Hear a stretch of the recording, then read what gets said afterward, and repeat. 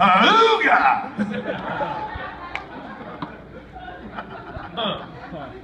Which one do I want to hear?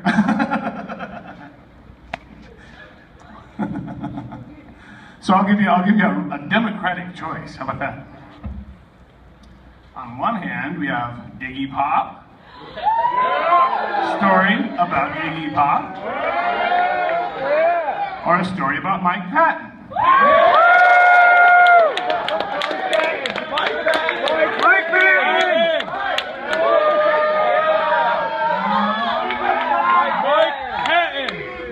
Okay, I'll tell Mike Patton's story. Just so you know, I was going to tell that anyway, but that's my kind of democracy. I let you decide what I already decided I was going to do. Actually, Mike's kind of like that too. Panama, he'd come up with 2 album covers and go, which one of these do you think? We're trying to decide. And he goes, I like this one. So you just go, well, I like that one too. It's easier that way. It's a strange kind of democracy, but you know, whatever. He's the man, right? Anyway. So Mike Patton, okay. Now you guys have to understand, Mike's a weird dude. Do you guys understand how weird he is? No. Because most of it hasn't been printed, and the story that I'm going to tell you has not been printed. Well, at the end you'll realize exactly why it's true, because it came straight from the man's mouth. To my ears, not yours, but you just have to take my word for it. I'm up here, and you just have to take my word for it. Okay, please? Yeah. So Mike Patton was in Faith No More, you know, and when he joined Faith No More, he was also in another band before that called Mr. Bungle. See, I like that. When I said Faith No More, nothing. Yeah, we know. And then Mr. Bungle, yeah, see, that's the kind of crowd we like here. We like that crowd. I've actually had kids when I was in Panama talk to me after the shows and say stuff like, you know, and Faith No More did it. I go, dude, I don't know nothing about Faith No More. We go, does Mike know that? I go, Mike never asked me wisely. He's not that fucking stupid. What did you think? Don't ask me what I think, you know? He's not doing that shit. Never, ever. You never want to hear the end of that question, you know, that answer. Anyway. So, when he became a big star in Faith No More, MTV poster boy, then all of a sudden Mr. Bungle, as a result of that, became huge. They went from playing to nobody at all to playing to thousands of people who are all there to see the MTV poster boy. Good for Mr. Bungle. That was great. Whatever. They're a weird band, you know. It's nice to see that happen once in a while. Anyway, so between his Faith No More tours, he would do shows with Mr. Bungle. Now I'm in another band called the Melvins. Okay. This is 25 years ago. Mr. Bungle were huge fans of the Melvins. And so they would oftentimes let us come and play shows with them. Opening the shows, obviously. And if there's one thing you learned about the MTV Baby Rock crowd, which is who was there to see Mr. MTV Poster Boy, was that they had no time or patience for any of our long-haired bullshit. And they made sure that we understood that at every show.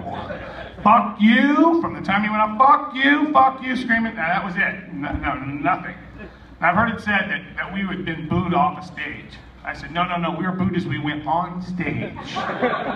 We were booed on stage, and we were booed as we left the stage. It wasn't like we had, you know, started out great and everybody loved us, and then by the end they hated us. No. They were never on our side. They made sure we knew it. Anyway, so we were used to that. And we knew that was the case. That was the case opener for them. So we'd just go out there and play our show, and I'm sure there was, you know, a handful of people there that liked what we were doing, but, you know, they weren't in front. And so this one particular show, we played in Anaheim, which you guys know is Disney West, right? What was that? Home of the Ducks. I'll take your word for it. Yes, the Ducks. They're also home of the Angels. You didn't say that? Disney, I said Disney tonight. Anyway. So So we're playing in Anaheim. We're playing at a venue. There's 3,000 plus people there, and it's a venue that's in the round.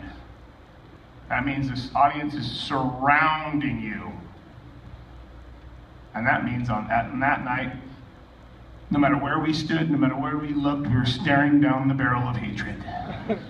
On all sides. You can get one little path to get to the backstage, that's it. And everybody, fuck you, fuck you. And it wasn't like we were out there going, fuck you guys, fuck you, what are you gonna do about it? You know, no, it's raining shit. We didn't do anything except totally offend them by being there. That was the biggest crime that we committed that night. And the way we sound, anyway. So we play our set, it's particularly bad. They're just fucking freaking out, you know, totally giving a shit the whole show. Okay. And so what a lot of times the audience doesn't understand in that situation is a headlining band like that. The reason they picked out that opening band is because they like the opening band. So when they see the audience totally giving them shit, they don't necessarily like that. Okay. So bear that in mind. We go backstage. Patton's sitting back there with the set list. He's going, that's fucking bullshit. I can't fucking believe this. It's fucking crazy. Fuck those guys. I cannot believe this. Audience is so fucked. Takes the set list, tears them up into little pieces. Gets new paper, writes out a new set list for everyone, distributes them to everyone, and I see what it says in the set list, and the only thing it says is, tonight they will pay. Take them on stage. Tonight they will pay. That's the set. Okay. So of course, with that in mind, I said, I'm sticking around for this show. This is one show I'm not leaving early. No way. I'm gonna see bitter end. Anyway. So they start, and it is just straight white noise. Straight white noise. That's it. Just white noise, white noise, white noise. For 30 minutes. Solid. Not a discernible note of music, it's just total noise. So it's like vacuum cleaners and lawnmowers on stage. Mic'd up to the VA, and Mike screaming his head off, you know. As only he could do, you know. And the audience is just taking it. Taking it, because they really, really, really want to like it. Because they're big fans of Mike. And Mike's up there in a mask, they know it's one of them. They're not sure which one it is, but they're taking it and taking it. I mean, 30 minutes of that shit is like an eternity. I don't know if you know. That's like 2 hours. It's really only been 30 fucking minutes. You know, it's a solid white noise. Okay, at the 50-minute point, a solid white noise, Patton's at mid-stage, drops his pants.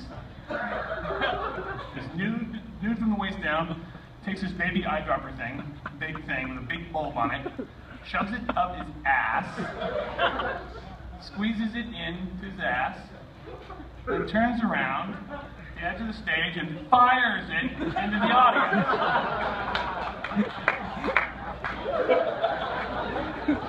Getting 7-8 feet out, you know.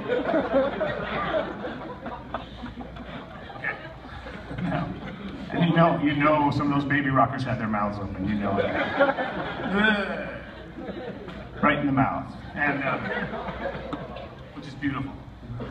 Sometimes it works. Sometimes life is beautiful. The streets are paved with gold in Anaheim, you know? Anyway, that made Mike Patton one of my all-time heroes. Why? Why? Because no one has ever defended me like that. And the best part is that the next day, not a word in the press. Nothing! Not a word! Why? Because any press people that were there by the 50-minute point were long gone. They had left, they were done, they were out of there. So they didn't stick around for the show, so no one ever knew, right? Okay, except for the people who get shit on, you know. So I was fucking totally into that. I thought it was great. It was really fucking cool. Anyway.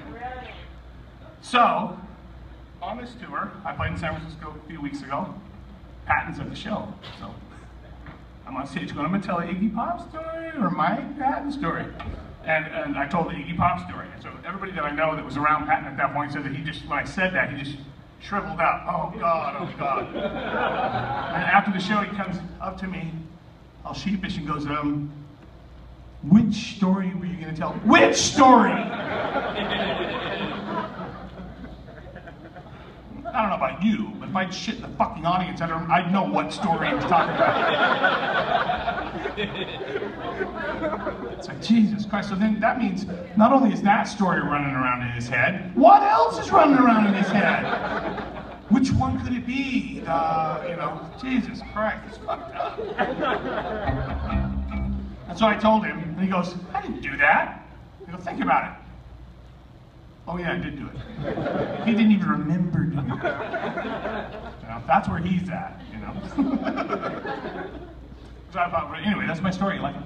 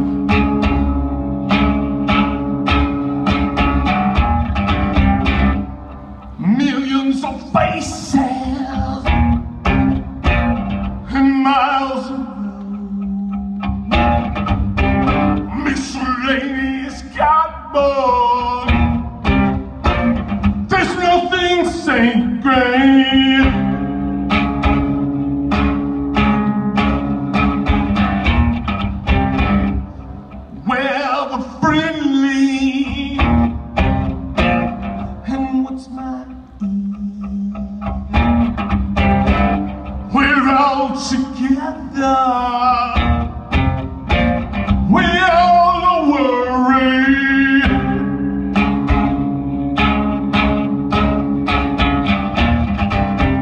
You can think it over.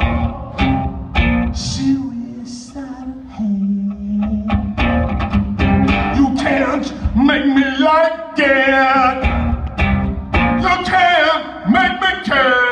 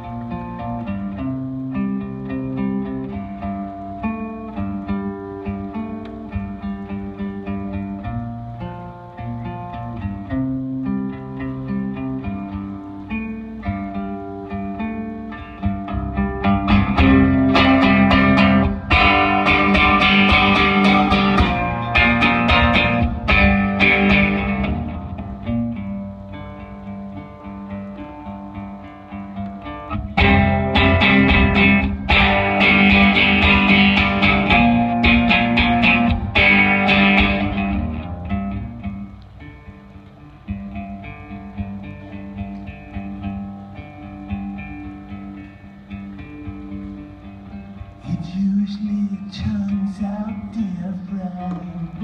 It turns out differently, or not at all.